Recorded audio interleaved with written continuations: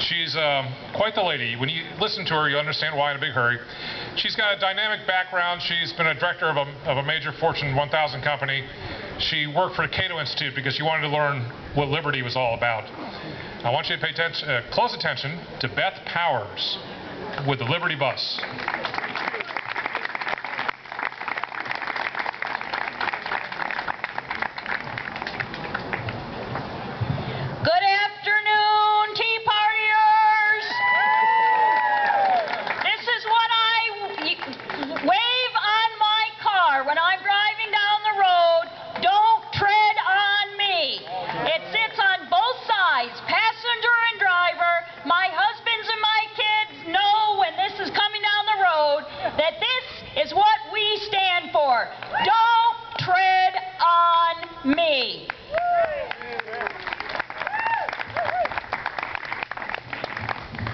Now I'm going to reorganize this space a little bit.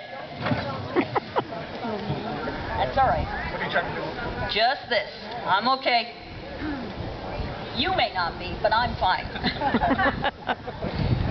All right, I need to move around a little when I talk. Can you hear me okay? All right, folks. First, a little plug for the Liberty Bus. There are about 25,000 signatures on it all around the country. So please sign the Liberty Bus before you leave. Put your message of freedom and liberty, your name, where you're from. We love to have Americans signing up for liberty after you leave this kind of event. Now today, I'm going to talk about something that, frankly, you usually hear Democrats, progressives, and liberals talk about. So I'm really going to challenge some of your thought processes. I want to start with 5 concepts. Taxation without representation. Limitation of free trade. Unlawful search and seizure. Destruction of governments of states, and immunity from prosecution for corrupt and abusive agents of the state. Does that sound familiar to you? You know what this list is?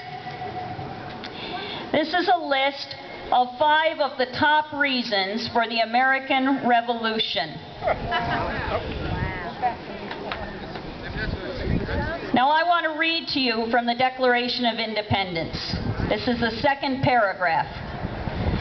We hold these truths to be self-evident, that all men are created equal, that they are endowed by their Creator with certain unalienable rights, that among these are life, liberty, and the pursuit of happiness, that to secure these rights, governments are instituted among men, deriving their just powers from the consent of the governed, that whenever any form of government becomes destructive of these ends, it is the right of the people to alter or to abolish it, and to institute new government.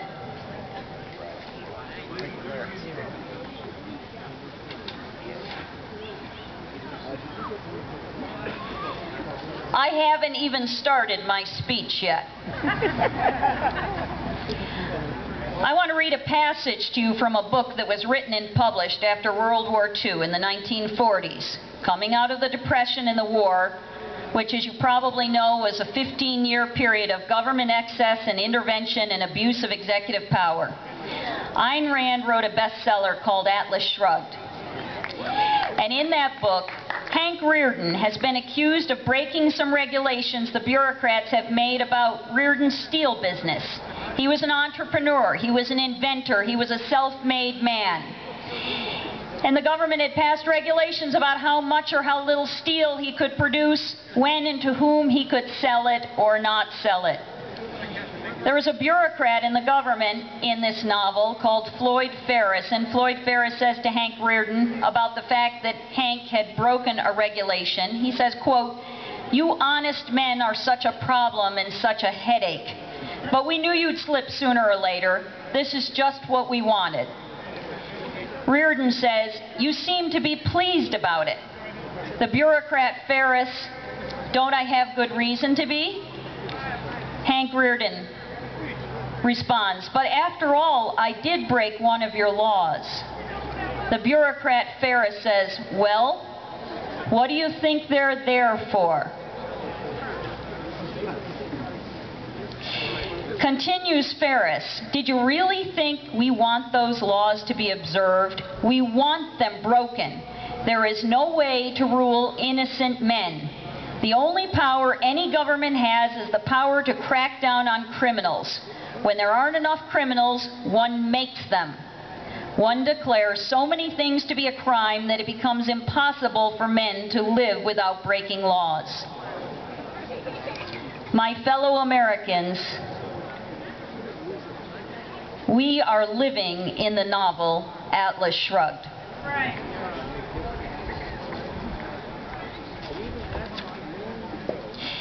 Now, I am not a big fan of conspiracy theories. I don't actually think those clowns that are in office are all that smart or that well organized. However, I do think that every local, state, or federal politician who comes up with some brilliant idea for a new law is not very sophisticated. Most are well-meaning, but wholly uneducated about the purpose and philosophy of law, about economics, and about the Constitution. We, the people, are the watchdogs for that. In fact, this Tea Party and liberty movement that has been sweeping this country is about us, we the people, re-educating ourselves on liberty. We're the ones reading the Constitution. We're the ones reading Hayek's book, The Road to Serfdom. We're the ones reading Atlas Shrugged. We're the ones reading Bastiat's The Law. We are the watchdogs. We cannot depend on the people we have elected, nor did the founders expect that to happen. They expected us to be the watchdogs, and thank God we have reawakened to that responsibility. We've been asleep at the switch for the last 100 years, and we're paying the price, but we're awake now. Yeah. We're wearing these flags. We're flying these flags. We've got them on our sweatshirts. We've got them on our cars. We've got them on our desks. We're holding them in the fields. Don't tread on me.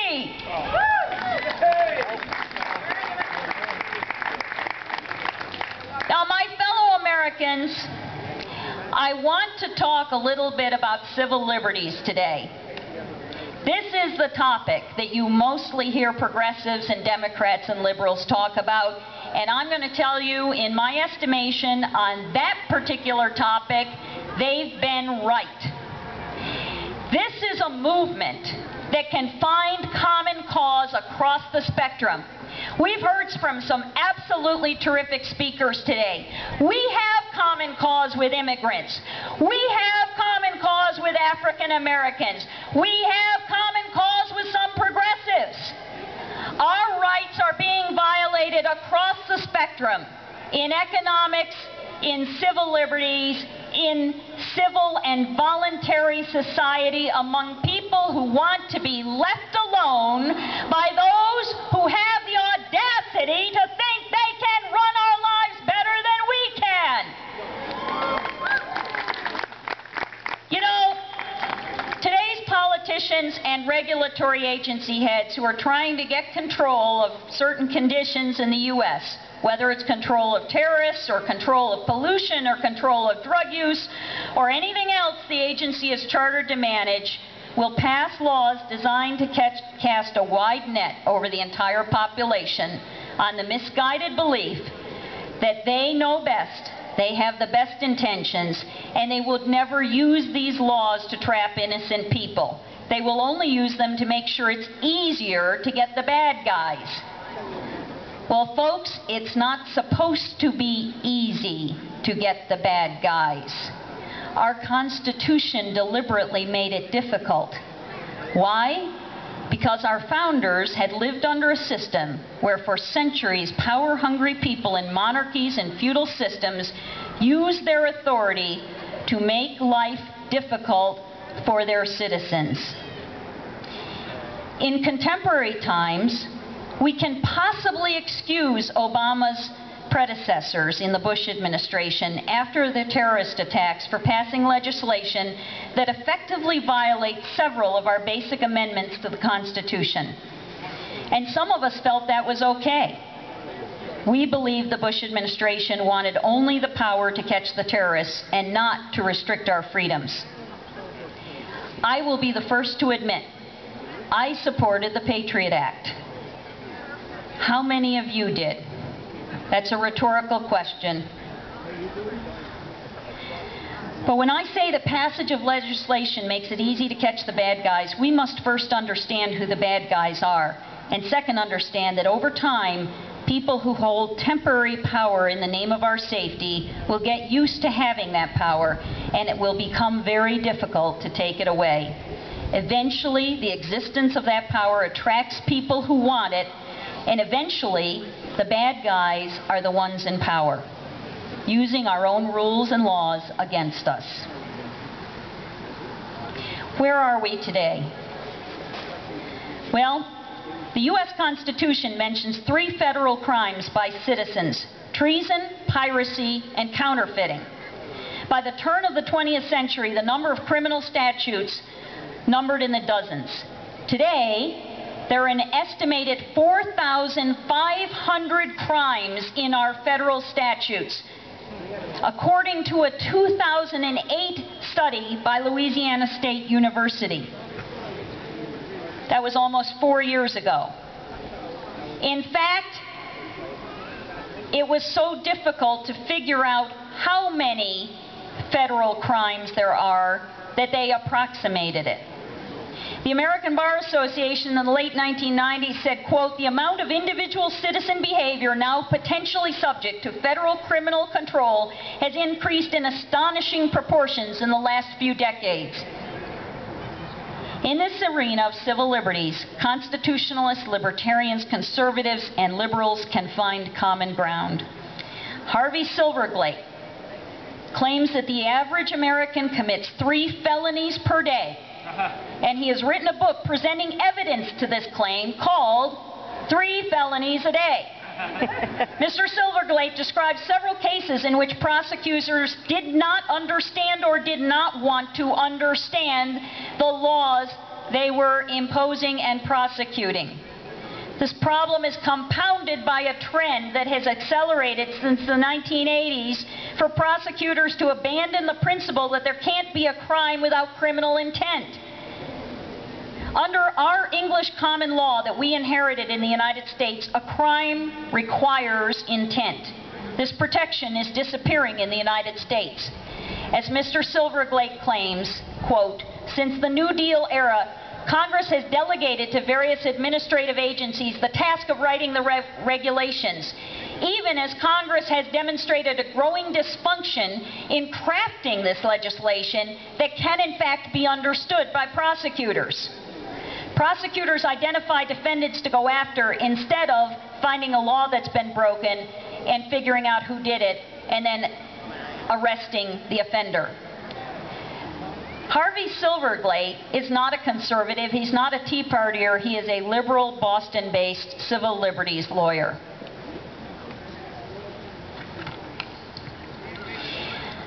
I have a pamphlet that we give out on our table over here called Great Myths of the Great Depression.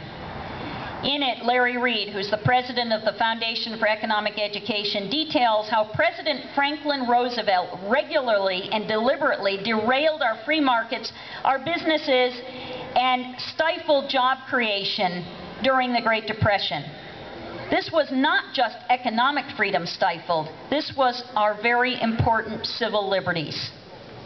In this pamphlet, Exploring the Excesses of Federal Power, Larry Reed describes the National Industrial Recovery Act passed in 1933 that created a massive bureaucracy called the National Recovery Administration, regulating prices for goods, terms of sales, limits on citizens and businesses' ability to produce and sell goods. And historian John Flynn, in his book The Roosevelt Myth, describes how the NRA's bureaucrats conducted business. Listen to this. Quote, "The NRA was discovering it could not enforce its rules. Black markets grew up. Only the most violent police methods could procure enforcement. In the garment industry, the Code Authority employed enforcement police. They roamed through the garment district like stormtroopers. They could enter a man's factory, send him out, line up his employees, subject them to minute interrogation, take over his books on the instant. Night work was forbidden. Flying squadrons of these private coat and suit police went through the district at night, battering down doors with axes looking for tailors who were committing the crime of sewing together a pair of pants at night. Without these harsh methods, Code Authority said there could be no compliance because the public was not behind this act. Folks, if you think we have it bad today, it can get worse, and it has been worse in our country. We must remember that once a government has power, when the economy is going south, they will stop at nothing to turn the situation around and retain their positions. I read a quote from someone who said, "It's a dysfunctional and immoral system where a person will spend millions of dollars to get a job that pays $150,000 to $200,000 a year." Well, guess what?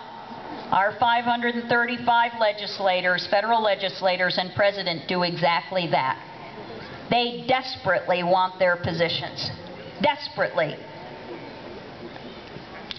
But let me turn to a more notable contemporary figure who is known as a freedom lover among conservatives, Judge Andrew Napolitano. In his book, A Nation of Sheep, Napolitano cites some of the scariest information we will read. And we must understand what has happened to us in order to overturn and prevent it. I want to read to you a passage from Napolitano's book.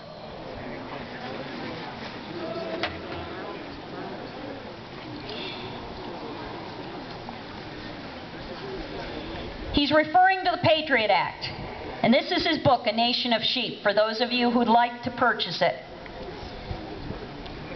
Thanks to Section 213 of the Patriot Act, government officials can now search your home or office without notifying you until after the search has been completed, so long as there is, quote, reasonable cause to believe that providing immediate notification may have an adverse result, end quote. How is the private citizen supposed to assert his constitutional right to challenge evidence against him if he doesn't know the government has taken it? What's worse, Section 213 is not limited to terrorism investigations, but extends to all criminal investigations.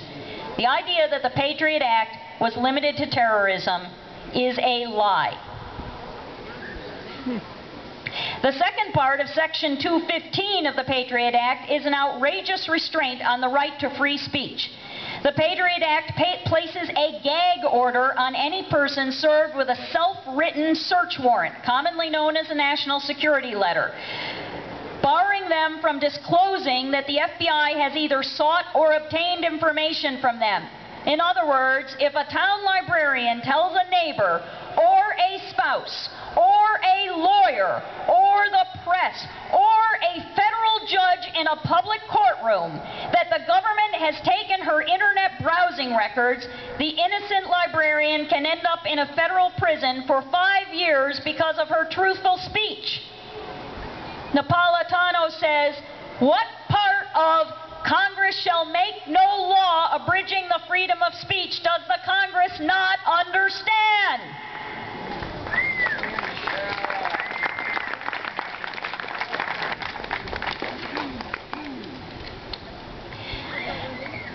What can we do about this? Well, for one thing, we as citizens need to think strategically, like our founders did. Don't think in the moment. Understand the proper role of government and the necessity for us to keep government in its proper place, rather than use authority over us when we feel unsafe. Remember Benjamin Franklin's adage, they that can give up essential liberty to obtain a little temporary safety deserve neither liberty nor safety. Secondly, resist the urge to be afraid or want vengeance at all costs. Our liberty is not worth it. We must live our principles. Third, fight back. Work to repeal local regulations and laws that are a nuisance.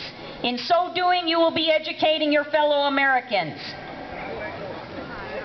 To quote Judge Napolitano, America desperately needs a reawakening to freedom. We need men and women who will dedicate themselves to defending the rights of individuals as defined by natural law and guaranteed by the Constitution.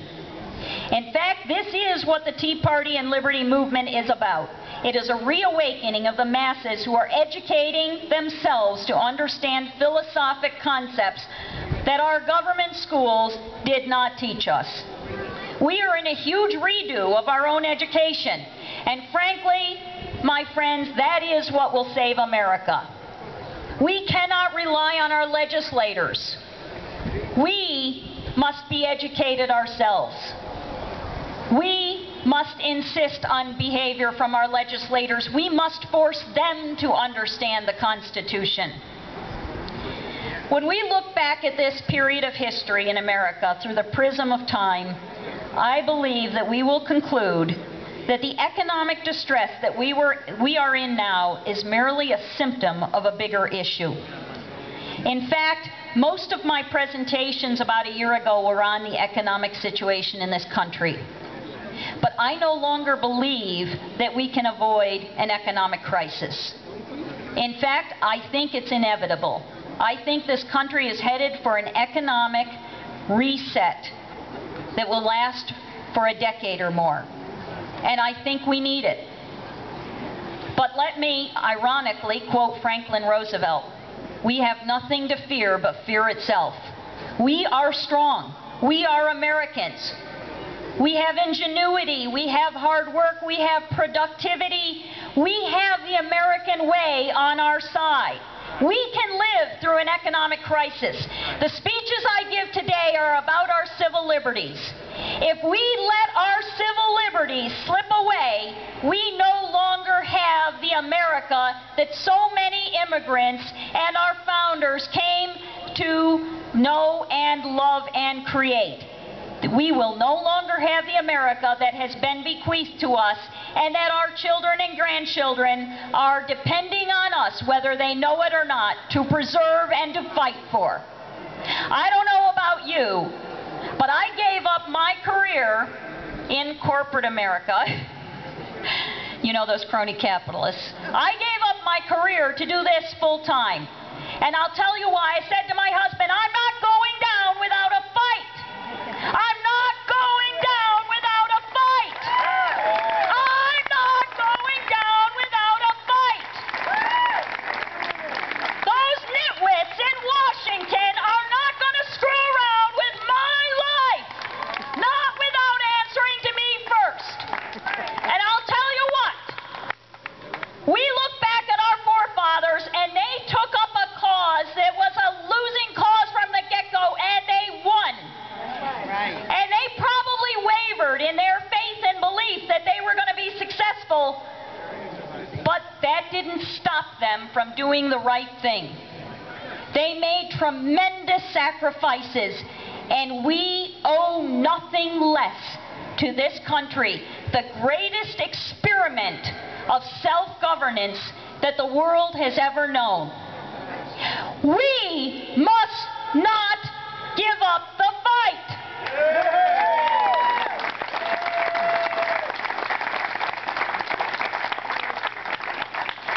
I want to end with a quote that's on our bus from Thomas Paine. He says, "It is the duty of every patriot to protect his country from its government." My fellow Americans, I wish you and all of us the best. We have a lot of work to do. We are going to be living through a rough period for the next many, many years. But I'm not afraid of that, and I know you aren't either. Generations before us have done it. We can do it. And we can come out of this a stronger country, providing we're the ones that have the education, providing we're the ones that understand the Constitution, providing we're the ones that the government is afraid of, not the other way around. Yeah.